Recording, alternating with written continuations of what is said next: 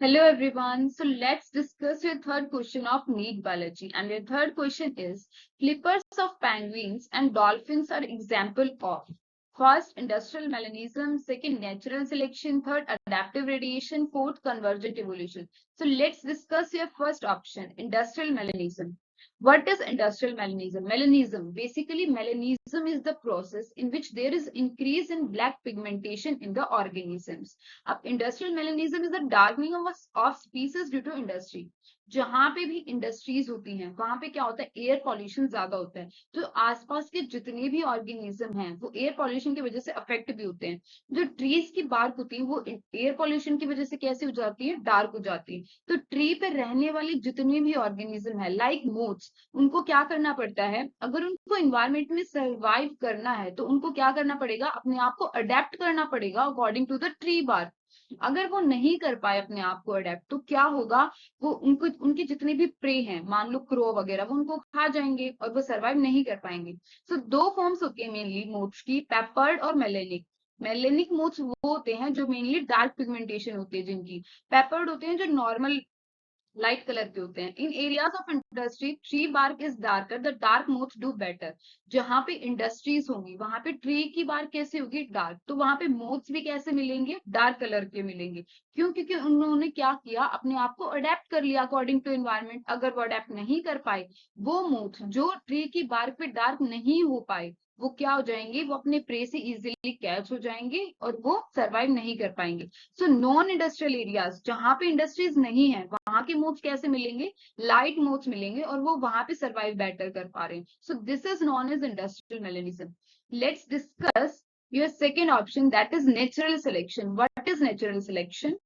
Natural selection, हमें पता है नेचुरल सिलेक्शन एक वो प्रोसेस होती है जिसमें सर्वाइवल ऑफ द फिटेस्ट होता है। ये दिया किसने था नेचुरल सिलेक्शन? डार्विन ने दिया था। डार्विन ने क्या बोला था कि वो ऑर्गेनिज्म जो इजिली सरवाइव कर पाएगा एनवायरमेंट में वही फिट हो पाएगा। तो इसलिए बेसिकली नेचुरल सिलेक्शन में वो होता है survival of the fittest. Natural selection होता क्या है? Natural selection is a process in nature through which organism adapt and change in response to an environment condition.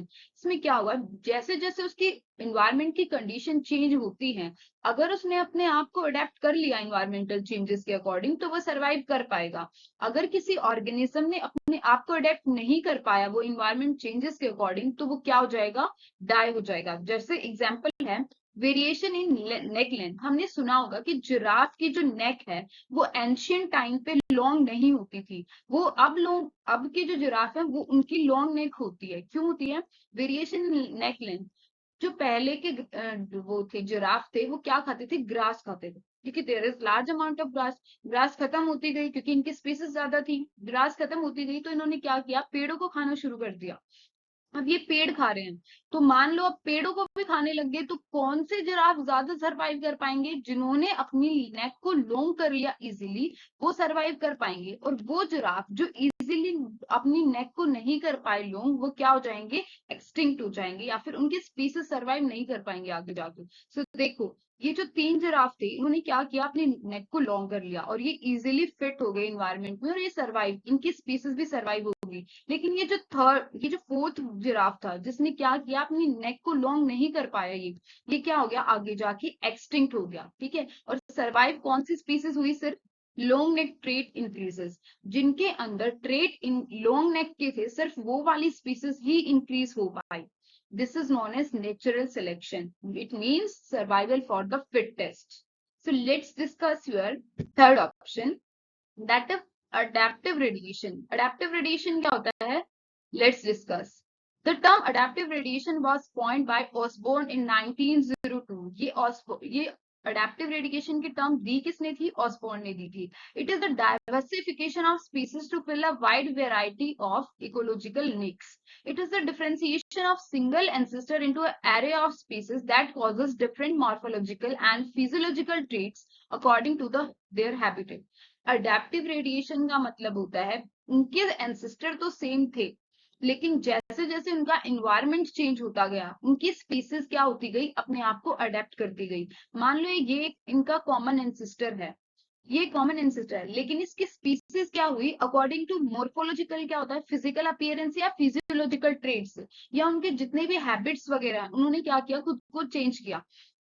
था तो इन तीनों का एक ही कॉमन एंसेस्टर, लेकिन ये तीनों स्पीसीज की फीडिंग हैबिट्स क्या हुई डिफरेंट हुई। देखो लार्ज ब्राउन फिंच की फीडिंग हैबिट है कि वो सीड्स खाता है। अब जिनोवा कैक्टस फिंच की है कि वो कैक्टस प्लांट्स को खाता है। एंड ग्रीन वार्बलर फिंच की है कि वो इंसेक्ट्स को खाता है।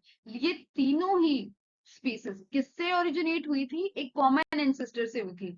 इसी को बोलते हैं अडेप्टिव रेडिएशन, कि ये तीनों स्पीसीज थी तो एक एंसेस्टर से, लेकिन उन्होंने अपने आप को अडेप्ट किया। किस वजह से किया, due to their changing environment. अब उनके पास खाने के लिए जो हैबिटेट होगी वो अकॉर्डिंगली वही खाएंगे। अब उनके कॉमन एंसेस्टर के अकॉर्डिंग तो नहीं खा सकते, अगर उनको सरवाइव करना है तो उनके हैबिटेट में जो भी फूड है वो क्या करेंगे, उसी को खाएंगे। This is known as adaptive radiation.